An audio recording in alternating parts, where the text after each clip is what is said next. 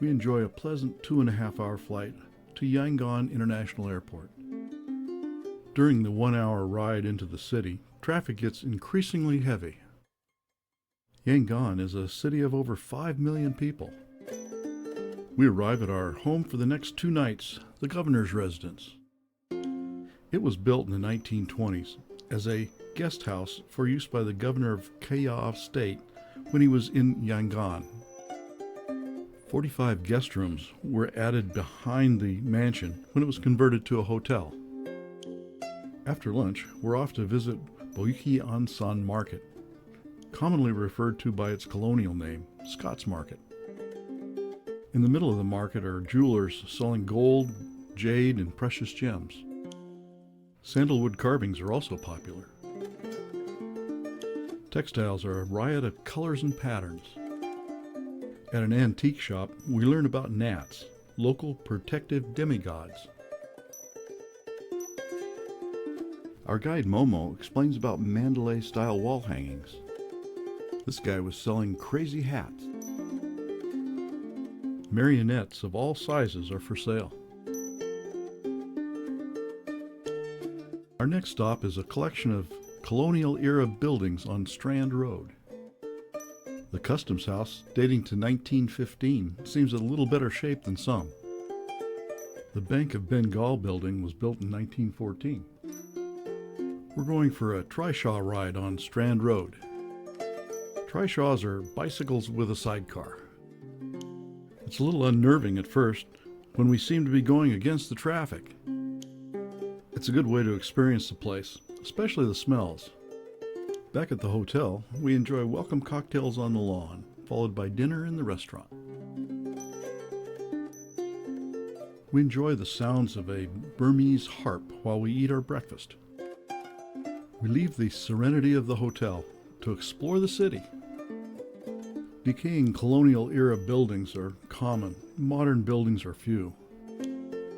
Yangon is the most ethnically diverse city in Myanmar. Here's a Hindu temple that serves the Indian population, and a large mosque for the Malay and Bangladeshi.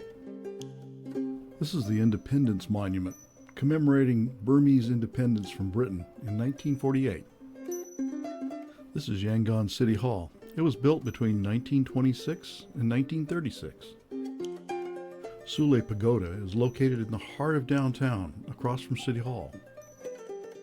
Sule Pagoda is more than a religious shrine.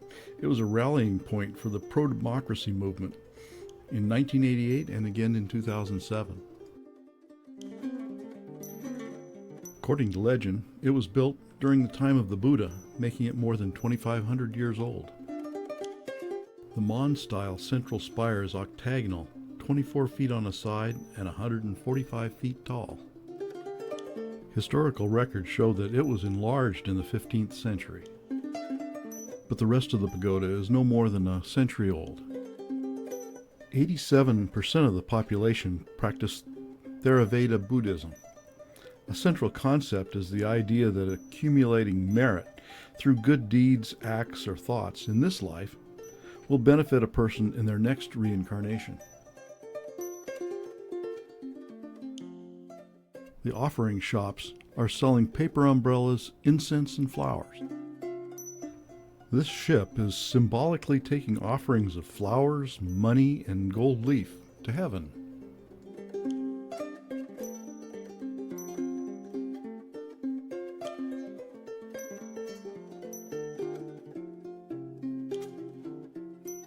There are plaques and inscriptions everywhere crediting a donor with funding various restorations. The Sule Pagoda follows a typical architectural plan. Starting at the bottom are the terraces, then the bell, the turban band, the inverted alms bowl, the lotus petals, and the banana bud. At the top are the umbrella, the vane, and the diamond bud. Sundar is telling us about Buddhism, history, and architecture. My head's full. I'll just take a moment to marvel at the intricate carvings. But we have another pagoda to visit, The Chauk Htat Gyi Pagoda, famous for its Reclining Buddha.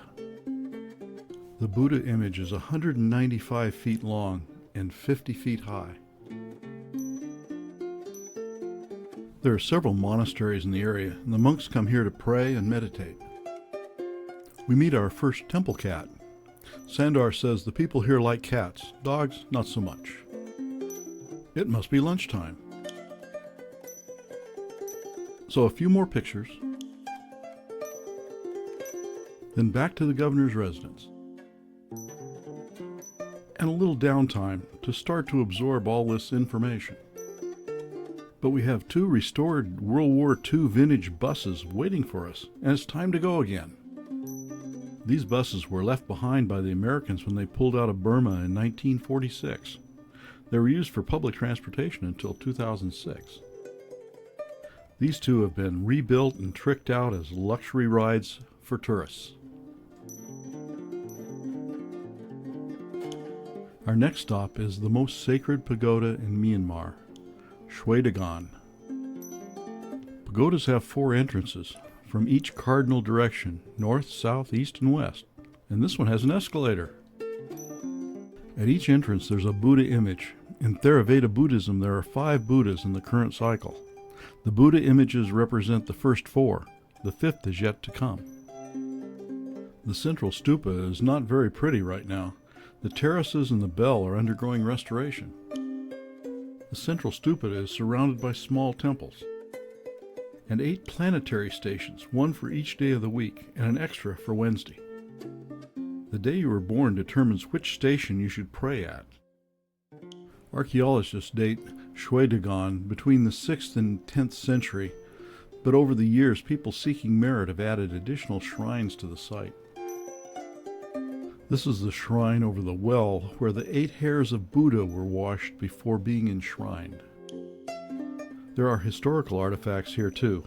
This is the Singu Min bell, cast in 1776. In 1825, the British attempted to take it to Calcutta, but the ship carrying it mysteriously sank.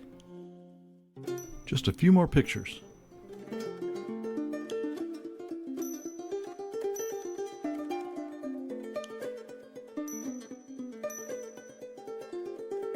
And our buses are waiting to take us to dinner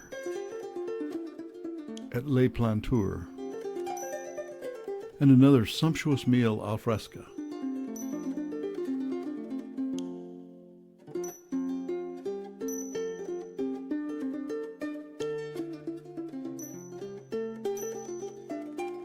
And in the morning, we're back in the streets, headed to the airport.